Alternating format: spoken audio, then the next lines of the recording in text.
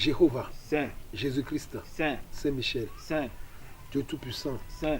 bénis ta parole. Amen. Au nom de Jésus-Christ. Amen. Pourquoi regarder en arrière lorsqu'on a la main à la charrue? C'est le thème de cette semaine. Luc chapitre 9, versets 57 à 62. Pendant qu'ils étaient en chemin, un homme lui dit, Oui, Seigneur, je te suivrai partout où tu iras. oui. Jésus lui répondit, Jésus lui répondit. les renards ont des tanières, Les renards ont des tanières. et les oiseaux du ciel Les ont des oiseaux du nids. ciel ont des nids. Mais le Fils de l'homme n'a pas un lieu où il puisse se reposer, poser sa tête. Oui, Il dit à un autre, oui. suis-moi. Suis-moi. Et il répondit, Il répondit. Seigneur, Seigneur. permets-moi d'aller d'abord ensevelir mon Père. Oui. Jésus lui dit, laisse les morts ensevelir leurs morts, Laisse les morts ensevelir Et leurs toi? morts. Et toi? va annoncer le royaume de Dieu. Oui. Un autre dit, je te suivrai, Seigneur, mais permets-moi d'abord d'aller prendre congé de ceux de ma maison. Oui. Jésus lui répondit, Jésus lui répondit. quiconque met la main à la charrue, Quiconque met la main à la charrue, regarde en arrière, regarde en arrière, n'est pas propre au n'est royaume pas de Dieu. propre au royaume de Dieu. Quand on a commencé à vivre pour Dieu et pour son règne, on ne peut reprendre ce qu'on avait laissé. Vivre comme avant ou retourner aux vomissures. Impossible. Alléluia. Alléluia. Quiconque met la main à la charrue puis regarde en arrière n'est pas fait pour le royaume de Dieu. Cette parole de vie nous appelle à la cohérence, à la persévérance et à la fidélité. Si nous avons connu la beauté de l'évangile vécu, nous verrons qu'il ne peut s'accommoder de notre indécision, de notre paresse spirituelle, de notre manque de générosité. Alléluia. Alléluia. Prenons la décision de suivre Jésus, d'entrer dans le monde, dans le royaume céleste qu'il a promis à ceux qui vont le suivre jusqu'à la fin.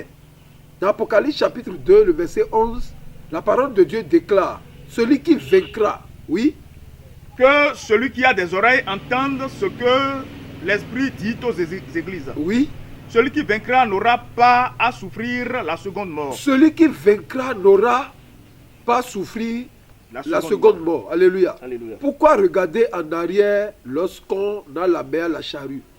Ce thème nous parle des obstacles qui minent la vie des disciples. Parce que en tant que disciple, ou bien en tant que un disciple suiveur de Jésus-Christ, il y a des tentations qui drainent sur le chemin. Alléluia. Alléluia. Mais ces versets nous mettent en présence de trois prétendus disciples qui vont faire ressortir chacun d'obstacles majeurs à une vie consacrée sans réserve. Le texte lu, le verset 57.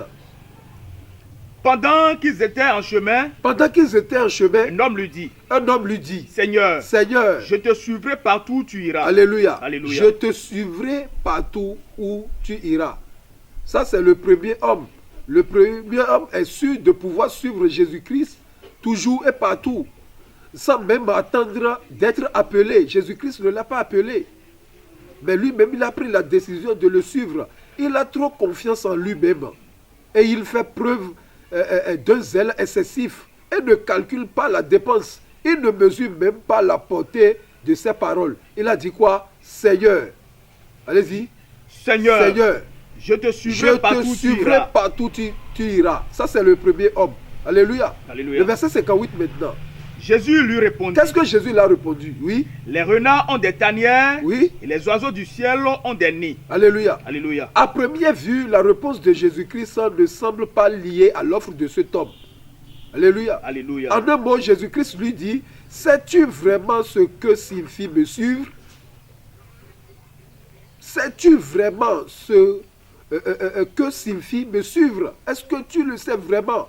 C'est la question que nous devons nous poser aujourd'hui ou poser à ceux qui viennent pour être baptisés. Savons-nous vraiment ce que signifie suivre Jésus? Normalement, l'enseignement doit précéder le baptême, car il y a le vrai baptême et il y a les faux baptêmes. Jésus l'a dit quoi? Les renards ont des tanières. ont des tanières. Et les oiseaux du ciel ont des Les oiseaux nids. du ciel ont des nids.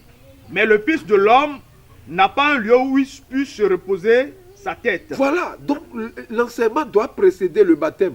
Il y a le vrai baptême et il y a les faux baptêmes. Parmi les faux baptêmes, il y a le baptême de Naaman. Le baptême de Naaman, c'est-à-dire, il est venu en tant que un maladif, on l'a dit d'aller se laver. Et dans l'église, il y a ça. La personne vient avec des maladies, par révélation, on l'a dit de faire baptême. Il a fait le baptême et il est guéri. Ça, c'est le baptême de Naaman. Ce n'est pas le vrai baptême. Alléluia. Alléluia. Naaman est reparti dans sa nation tout en étant syrien, pas israélite. Alléluia. Alléluia. Le vrai baptême, c'est renoncer aux biens et aux facilités que la vie nous offre. Ça, c'est le vrai baptême. C'est le vrai baptême. Nous devons être sevrés du monde. Le Fils de l'homme n'a pas un lieu où il puisse reposer sa tête. C'est-à-dire, cette terre ne me réserve aucun lieu de repos. Sur cette terre, en lisant le verset 58, relis-moi le verset 58. Jésus lui répondit. Jésus lui répondit, Les renards ont des tanières oui, et les oiseaux du ciel ont des nids. alléluia. Alléluia. Nous pourrions éprouver un sentiment de pitié à l'égard de Jésus-Christ.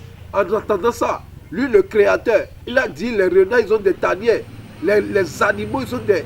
Les renards qui sont des animaux, ils ont des tanières. Mais lui, en tant que fils de Dieu Tout-Puissant, il a dit, il n'a pas où mettre sa tête. En écoutant ça, nous pouvons éprouver un sentiment de pitié à l'égard de Jésus-Christ. Or, Jésus-Christ n'a pas besoin de notre pitié. Alléluia. Alléluia.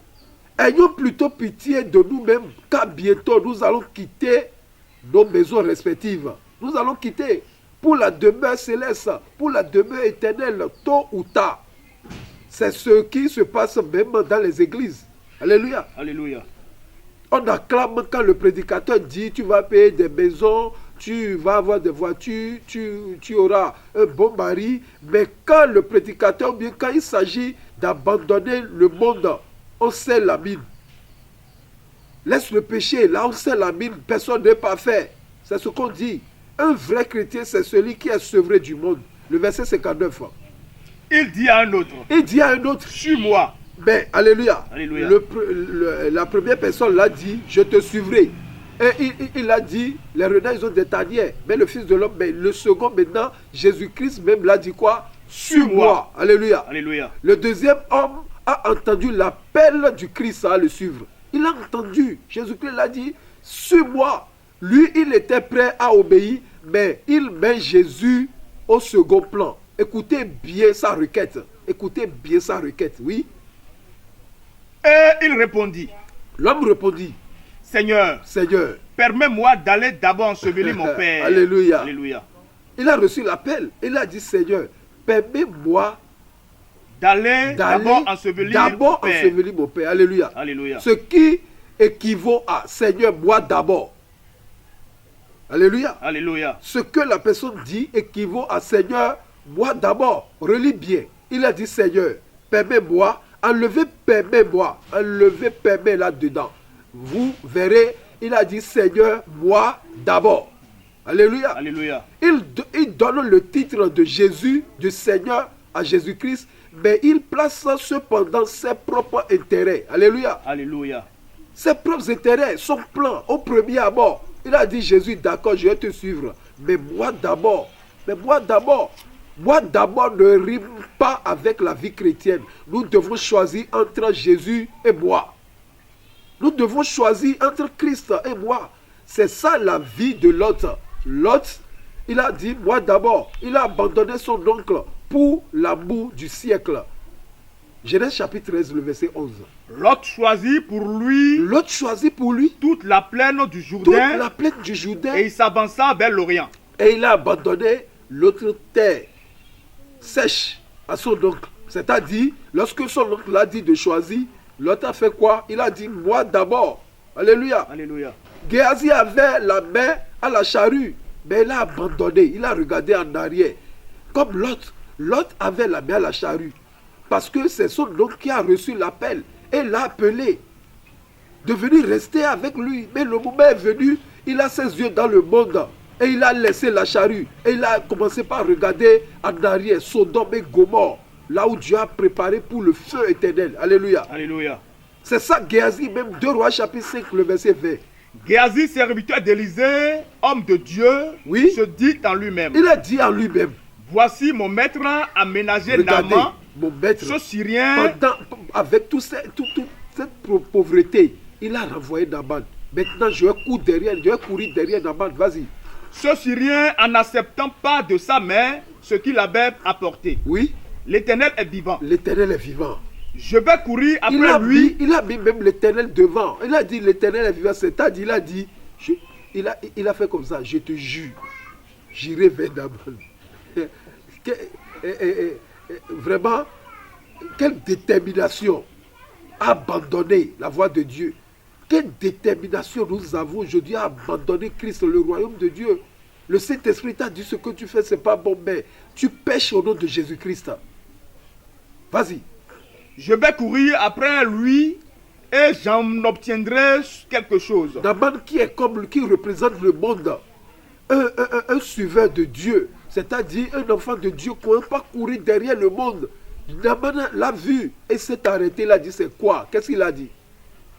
Et il répondit, Il répondit, tout va bien. tout va bien. Mon maître m'envoie. Il a te dit, menti encore. Il a Voici. dit, Élisée m'a envoyé te dire, oui, Voici, il vient d'arriver chez moi 2 jeunes gens de la montagne d'Éphraïm, oui, d'entre les fils des prophètes. alléluia. Alléluia. Mais j'aime bien la réplique d'Élisée, le verset 26. Mais Élisée lui dit, Élisée lui dit, mon esprit n'était pas absent oui, lorsque cet homme a quitté son char pour venir à ta rencontre. hein? Est-ce le temps de Voilà. prendre de l'argent? Voilà la question que j'aime beaucoup. Il a dit, est-ce le temps de prendre l'argent? Oui, Et de prendre des vêtements, Et de prendre des puis vêtements. des oliviers, des vignes, Oui. des brebis, Oui. des bœufs, Hein? des serviteurs et des servantes. point d'interrogation. Est-ce le temps? Dieu nous a réservé beaucoup. Tu n'as pas besoin d'abandonner Dieu, de regarder en arrière, d'abandonner la charrue. Alléluia. Alléluia. Achan avait fait ça. Ophni et Phinehas, ils avaient regardé en arrière. Ananias et Saphira, ils ont fait de même. Et j'en passe. Ils avaient tous la main à la charrue, mais ils ont passé à côté. Comme nous le faisons aujourd'hui. Papa Chauffard nous a montré le chemin. Laissons les choses de derrière. La femme de Lot avait regardé en arrière. Vous connaissez l'histoire, vous connaissez la suite. Le verset 60, test lu. Le verset 60. Mais Jésus lui dit, Jésus lui dit, laisse les morts ensevelir leurs laisse morts, les morts ensevelir leurs morts. et toi, Et toi, va annoncer le royaume de Dieu. alléluia. Alléluia. Il est tout à fait normal de montrer du respect pour un père, pour nos pères, ou bien pour un père décédé ou un père mourant. Cependant, lorsque quelqu'un ou quelque chose rivalise avec Christ, cela devient péché.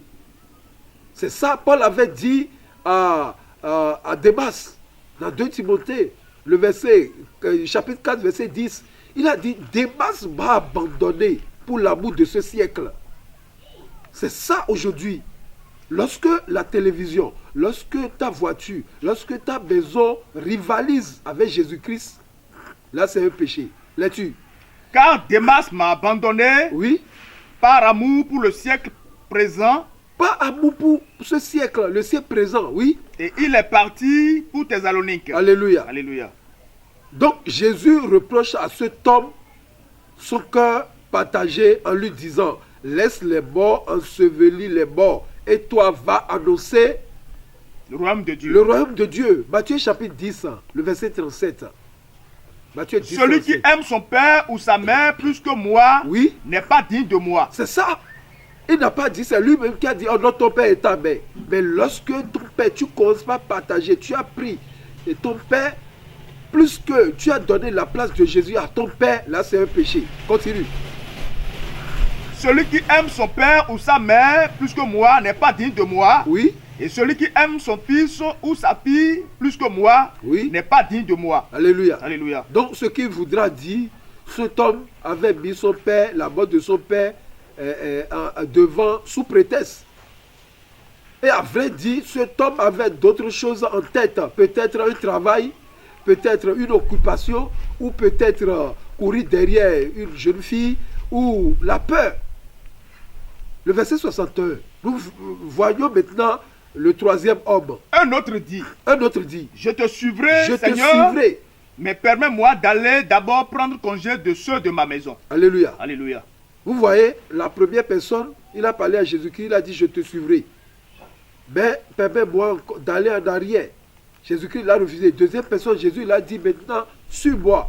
Maintenant, le troisième personnage, alléluia, Alléluia. ressemble au premier dans la mesure où lui aussi est volontaire à suivre Jésus.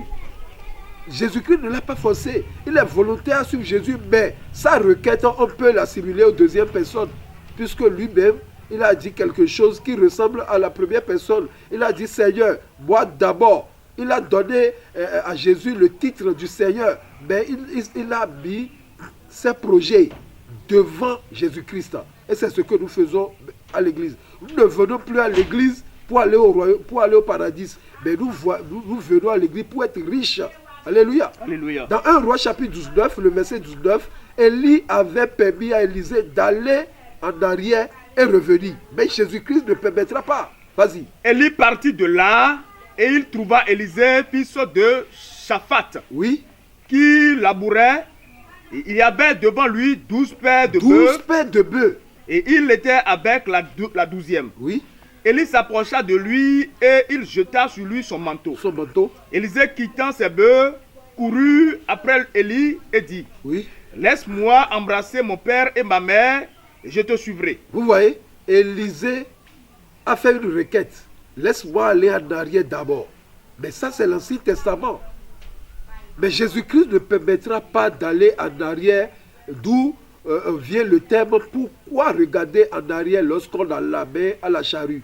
Et le verset 62, pour terminer le test du jour, Jésus nous souligne qu'après avoir mis la main à la charrue, allez-y. Jésus lui répondit, quiconque met la main à la charrue Oui. et regarde en arrière n'est pas propre au royaume de Dieu. Alléluia. Alléluia. Mais la main à la charrue, c'est accepter Christ. Mais la main à la charrue, c'est connaître la parole de Jésus-Christ. Tu ne dois plus retourner en arrière. Hébreux chapitre 6, verset 4 à 6. Car il est impossible Car il est impossible que ceux qui ont été une que fois ceux éclairés, qui ont été une fois éclairés, qui ont goûté le don céleste oui, et qui ont eu part au Saint-Esprit, oui, qui ont goûté la bonne parole de Dieu et les puissances du siècle à venir, et qui sont tombés, soient encore renouvelés et amenés à la repentance, puisqu'ils crucifient de leur part le Fils de l'homme et l'exposent à l'ignominie. Ne fais pas cela. Quiconque met la main à la charrue, regarde en arrière, n'est plus digne de la maison. Rendez-vous au ciel. Si Jésus tarde à venir, n'abandonne pas Jésus-Christ pour ce monde. Shalom. Jéhovah, Saint, Jésus-Christ, Saint, Saint-Michel, Saint, Seigneur Dieu Tout-Puissant, Saint, ta parole vient d'être libérée. Seigneur, bénis les auditeurs, Amen, bénis les cœurs, Amen, au nom de Jésus-Christ. Amen, Amen, Amen, au nom de notre Seigneur Jésus-Christ. Alléluia, Alléluia, Alléluia, Alléluia, Alléluia, Alléluia.